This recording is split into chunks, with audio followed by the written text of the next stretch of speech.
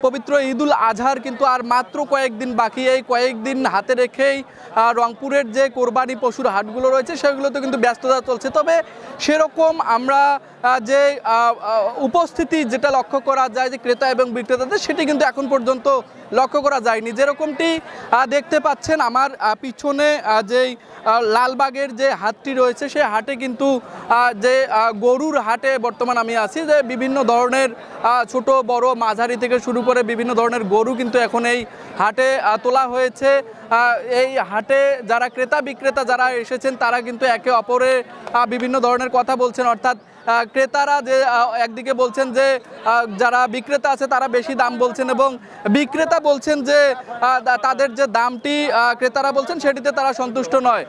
যদি একজন বিক্রেতার কাছে আমি একটু জানতে চাই যে আপনি কতটি গরু নিয়ে এসেছেন, কোথা থেকে এসেছেন এবং কেমন দাম আশা করছেন, সেই অনুপাতে ক্রেতারা কেমন বলছে?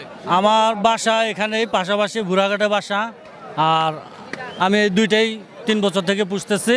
এই দুইটাই আমার, এই দুইটা নিয়ে আসছি।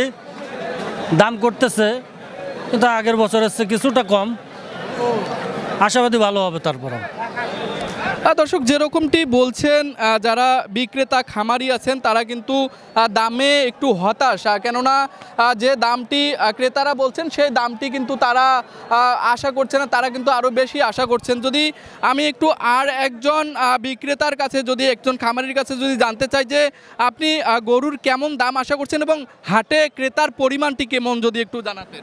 উত্তরাঞ্চলের স্বনামধন্য nursing college Rangpur community nursing college শিক্ষাবর্ষ 2024 ও 2025-এর জন্য 3টি বিশেষ কোর্সে ভর্তি চলছে। ভর্তির জন্য যোগাযোগ করুন www.rcncbd.com অথবা কল করুন 01708907294। Rangpur community nursing college. ক্রেতার কম, সংখ্যা কম, দামও কম, অনেক কম। আপনারা এই গরুটির কত দাম চাচ্ছেন, কত দাম বলেছে? 1,20,000 চাচ্ছি, 90-92 বলে, লাখের উপরে গরু।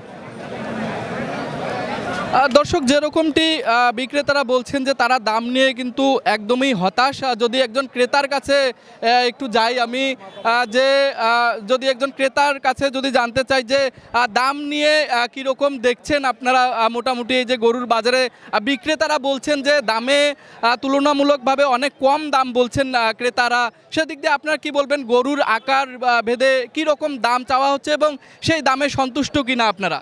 বাজারে রেট ছাড়তেছে না, দাম বেশি চাচ্ছে। দর্শক যেরকমটি ক্রেতা বলছেন যে তারা কিন্তু এই দামটিতে সন্তুষ্ট না, যেরকমটি যারা ক্রেতা বিক্রেতা কিন্তু একে অপরকে অভিযোগ করছেন যে একদিকে বিক্রেতারা বলছেন যে দাম তুলনামূলকভাবে কম বলছেন ক্রেতারা, অপরদিকে বিক্রেতারা বলছেন যে ক্রেতারা কিন্তু সেই অনুপাতে দাম বলছেন না। তো রংপুরের এই যে লালবাগ হাট ঐতিহ্যবাহী একটি হাট, এখানে কিন্তু ক্রেতা বিক্রেতাদের একে অপরকে অভিযোগ করা আছে। কিন্তু আমরা যেরকমটি দেখতে পেরেছি বিগত কয়েকদিনও আমরা বেশ কিছু হাটে দেখতে পেরেছি যে এই মুহূর্তে কিন্তু জমে উঠেনি এই কোরবানির পশুর হাটগুলো। তো আগামী যে কয়েকদিন আছে বাকি ঈদের, সে সময়ে কোরবানির পশুর হাটগুলো জমে উঠবে কিনা সেটি এখন দেখবার বিষয়। তো রংপুরের লালবাগের কোরবানি পশুর হাট থেকে এই ছিল সর্বশেষ তথ্য। এতক্ষণ আপনাদের সাথে সংযুক্ত ছিলাম রাশেদ হোসেনের ক্যামেরায়, আমি তুষার আচার্য।